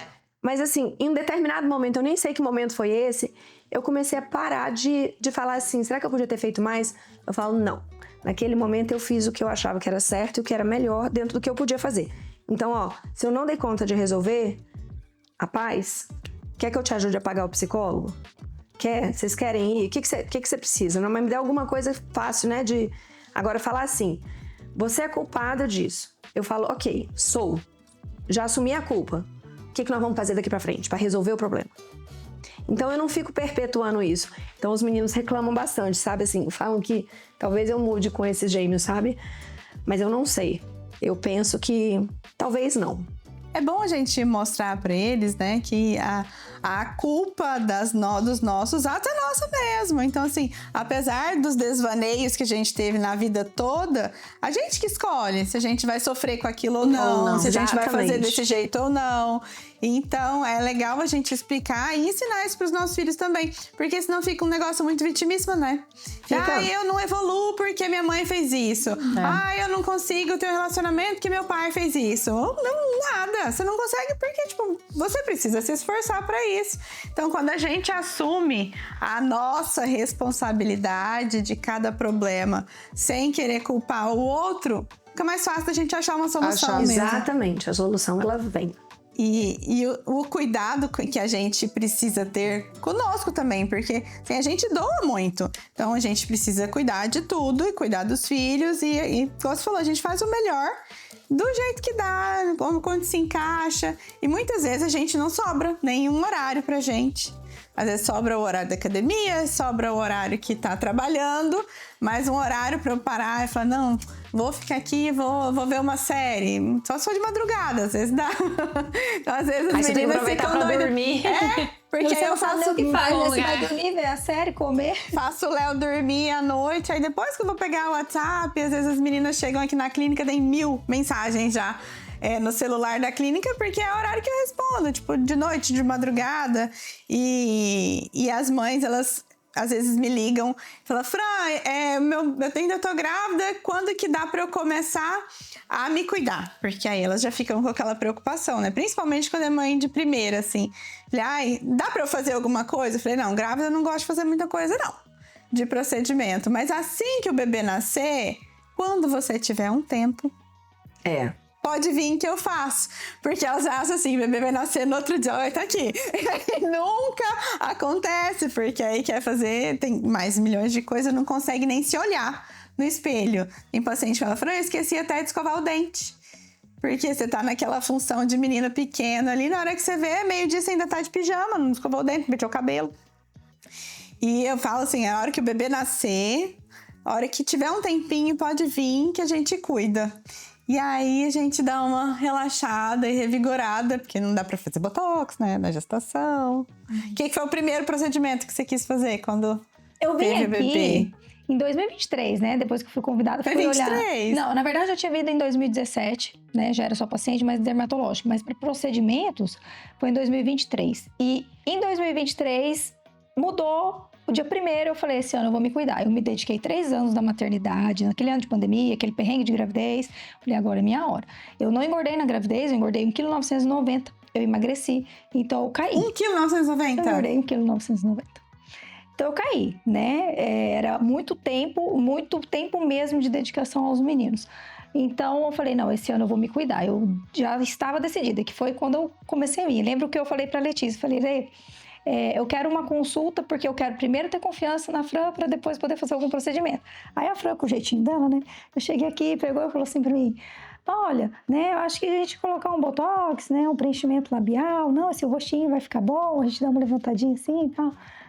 Eu tenho horário agora, se você quiser, né, fazer alguma coisa, a gente pode colocar aí. Aí eu saí aqui, peguei o orçamento, fui até a porta. Aí eu falei, vamos embora, né? Os meninos vão acordar, tô dando o horário deles acordar tarde, porque eu deixava eles dormindo. Já fica aqui, já tá pensando no menino em casa. Eu olhei pra minha menina que me ajuda até hoje, mandei mensagem, olha, aguenta aí, tá? Vou demorar um pouquinho. Que você tinha falado que era uns 40 minutinhos. Falei, eu vou colocar esse preenchimento labial, vai ser agora. Então, assim, aí a gente foi se encaixando. E as coisas vão ficando mais fáceis conforme eles vão ficando maiorzinhos, a gente vai ganhando mais segurança, fala, né? Enfim, então eu tive esse tempo com os meninos e depois eu passei a vir me cuidar. É bom. Não, eu também. Eu dos gêmeos foi em seguida. Eu parei, eu amamentei os gêmeos até o 5º mês. E logo depois foi meu aniversário, em julho. E aí, eu sempre coloco no mês de julho que eu faço todos os meus procedimentos, assim. Aí eu vim e já a primeira coisa é o botox, né? Eu acho que de todo... eu acho que todo mundo fica se olhando no espelho querendo um botox. E aí... E antes de eu ter os gêmeos, eu operei do joelho. E aí, eu me lembro até hoje, o doutor falou assim, não, Stefana, agora você pode engravidar, que eu já tava querendo engravidar. Aí antes eu falei, não, antes eu vou lá na Fran. E a gente fez tudo. Eu falei, agora eu posso engravidar. E aí, no outro mês, eu já engravidei dos gêmeos. Então, eu já tava... Mas foi o botox. Você passou a gravidez bonita. Bonita já. Quando eu fui... O Léo não foi da fertilização, né? Eu engravidei querendo muito, mas foi numa época, tipo, não tava nem esperando. E eu tinha acabado de fazer um Ultraform. Eu acho que devia ter sido naquela semana mesmo. Aí foi ótimo. Tava sem botox. Mas tinha acabado de fazer um Ultraform. Foi ótimo, que minha barriga ficou imensa, assim. Muito grande, mas o rosto, ó, magra. Não, pelo rosto não dava pra ver que tava muito gordinha. Realmente, assim, eu acho que depois que a mãe teve o nenê, aí a amamentação, enfim, quando você faz um procedimento, algo pra... A gente se sente, né, muito melhor. O autocuidado é muito bom.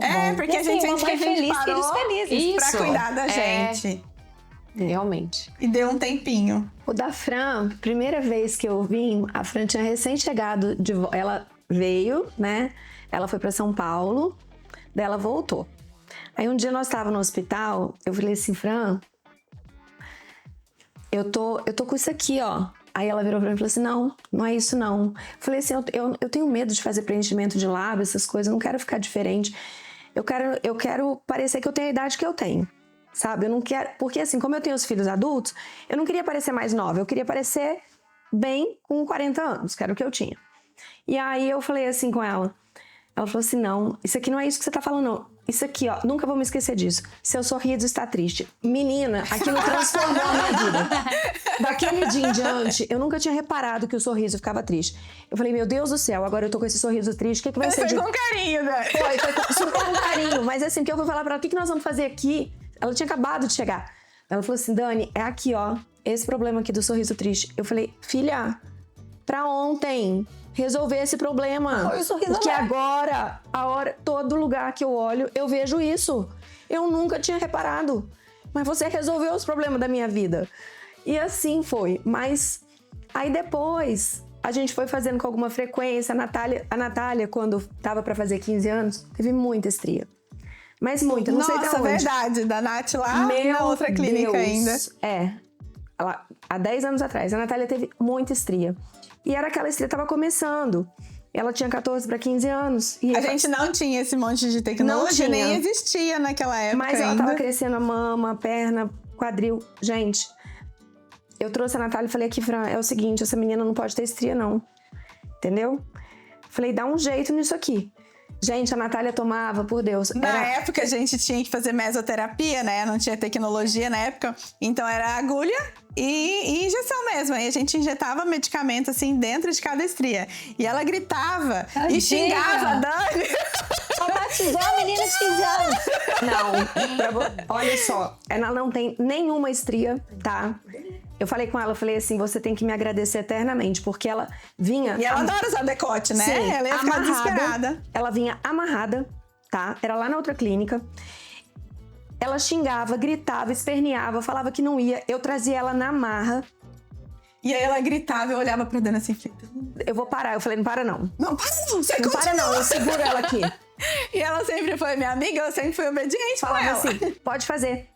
Ela vai ter que aguentar. Natália, você vai ter que aguentar. Ela, hoje eu só vou aguentar mais 400 furadas.